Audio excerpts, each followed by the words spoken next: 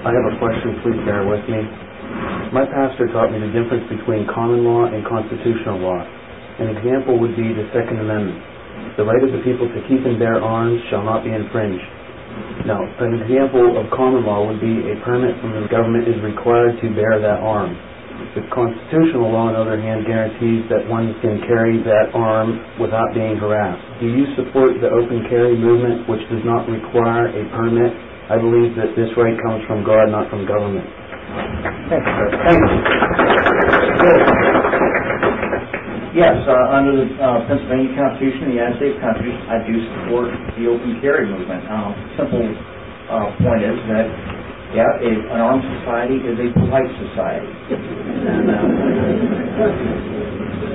Jim? Absolutely.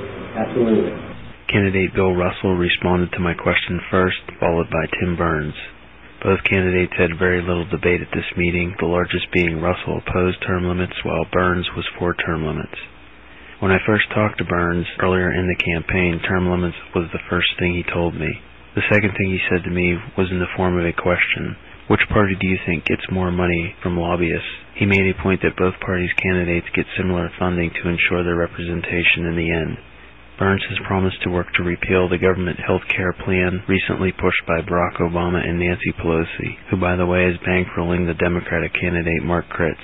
Critz is a man who has been living off the government paycheck for a long time, which is not a good trait for someone to represent the common man. Critz will not repeal the health care bill, which, by the way, includes taxpayer-funded abortion, but he wants to repeal the Don't Ask, Don't Tell policy, which would lead to open homosexuality in the military. Obviously, I will waste no more time on John Murtha's friend Critz. One other difference was their stance on Iran. Tim Burns indicated that Iran is a problem we cannot run from, while I like the answer of former U.S. Army Colonel Bill Russell in suggesting Voice of America, for example, could be used to insert American ideas into Iran to bring change not by the U.S. military, but by the average Iranian. I also very much like Russell's answer when an associate of mine asked his opinion on people in rural areas being forced to take on city sewage. Russell said he did not see sewage as what the Constitution meant as infrastructure, as in roads and bridges. A friend of mine in his mid-80s from rural Apollo is having this pushed on him, and he cannot afford it. The whole ordeal has caused him a lot of stress and unhappiness. There will be 2 ballots for this election. On May 18th, one for the special election due to Congressman Murtha's death. Tim Burns will be on this ballot. And also a Republican primary ballot, which both Burns and Russell will be both on. On to the Pennsylvania governor race. Tom Corbett has been the Attorney General of Pennsylvania since 2004 and has during that time impressed me to be part of the establishment.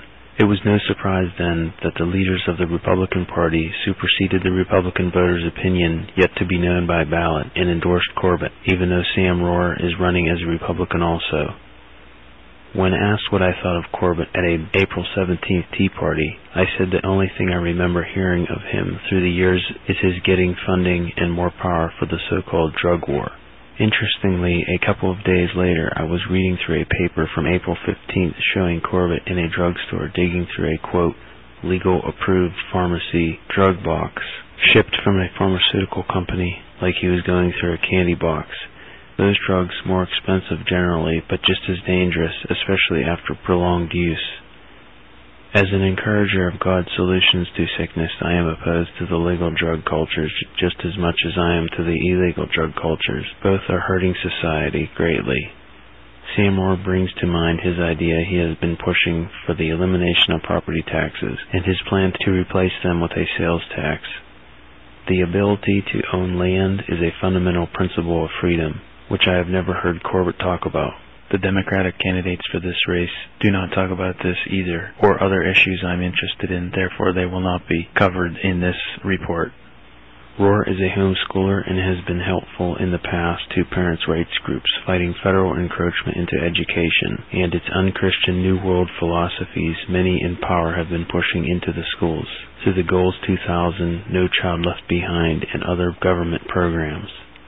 Sam Rohrer is the best but not perfect candidate, however, and that is why we need a good lieutenant governor to ensure that he never votes for a pay raise again.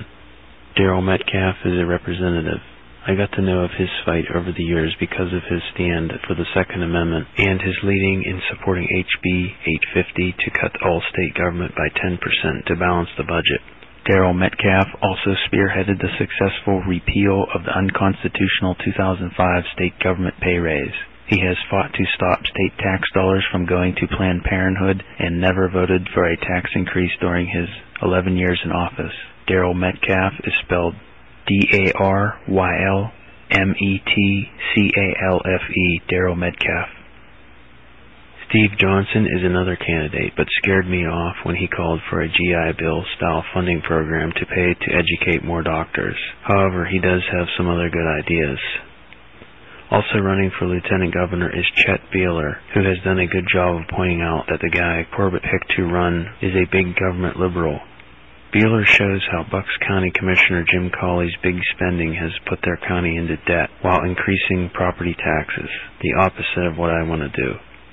Beiler also shows that the Republican leadership's choice Corbett chose this Cawley even though he is a defender of Planned Parenthood. You should see more by looking up Chet Beiler, that's spelled C-H-E-T-B-E-I-L-E-R. This report on the upcoming May 18, 2010 Pennsylvania election was produced by Kiski Outdoor. No candidate has given me a dime to work for them. My involvement takes money, it does not make it. This is just my effort to give background that I have from many years of involvement in PA politics. Please share this and vote by Kiski Outdoor. KiskiOutdoor. Kiski Outdoor. May 2010. Apollo, Pennsylvania, United States of America.